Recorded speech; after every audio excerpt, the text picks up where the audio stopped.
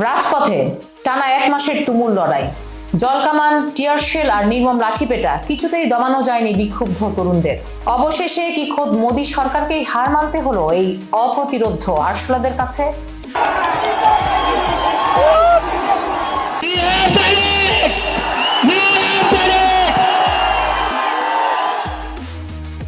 সবাইকে স্বাগত connect with দীপান্বিতার আজকের বিশেষ পর্বে। আপনাদের সঙ্গে আছে আমি দীপ এবং আমার সঙ্গে আছেন সিনিয়র সাংবাদিক আহসান হাবিব বাপ্পি।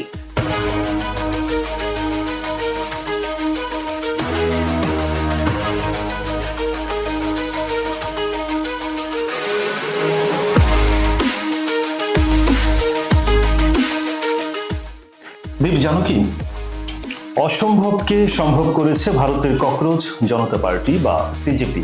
সরকারের সাথে তৃতীয় দফার বৈঠকের মাত্র কয়েক ঘন্টা আগে শনিবার দুপুরে হঠাৎ করেই পদত্যাগের ঘোষণা দিয়েছেন ভারতের কেন্দ্রীয় শিক্ষামন্ত্রী ধর্মেন্দ্র প্রধান।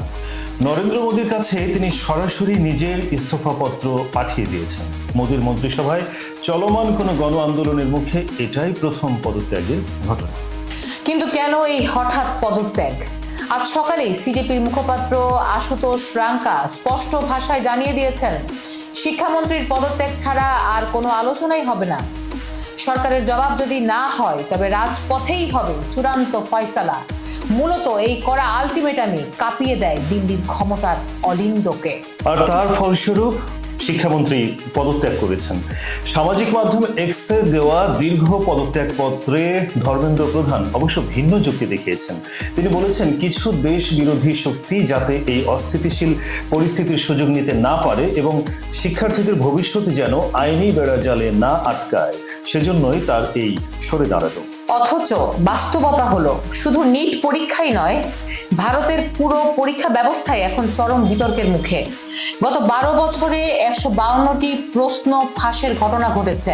লাখ লাখ টাকা খরচ করে কোচিং করা মধ্যবিত্ত পরিবারের স্বপ্নগুলো আজ ভেঙে চুরমার হয়েছে। কংগ্রেস নেত্রী সোনিয়া গান্ধী বলেছেন, সরকার শিক্ষার্থীদের জাতীয় শত্রু ভাবছে।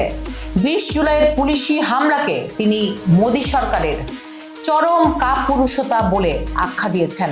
সরকার ড্যামেজ কন্ট্রোলে এনটি এর 47 কর্মকর্তাকে বরখাস্ত করেছে, শিক্ষা সচিবকে বদলি করেছে, নিহতদের পরিবারকে ক্ষতিপূরণ ও আইনি ব্যবস্থা না নেওয়ার আশ্বাসও দেওয়া হয়েছে, কিন্তু তাতেও চিড়ে ভেজেনি। শিক্ষামন্ত্রীর পদত্যাগের পর সিজেপি শুধু একটাই বার্তা দিয়েছে, ছাত্র শক্তির জয় হোক। কিন্তু সবচেয়ে বড় প্রশ্নটা থেকেই যাচ্ছে, একজন মন্ত্রী বিদায় নিলেই কি ঘুণে ধরা এই শিক্ষা ব্যবস্থার শেকড় উপড়ে ফেলা সম্ভব?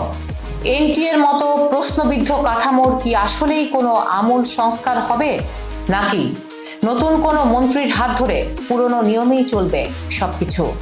আপনার মতামত আমাদের কাছে গুরুত্বপূর্ণ। কমেন্ট করে জানান আপনার মতামত।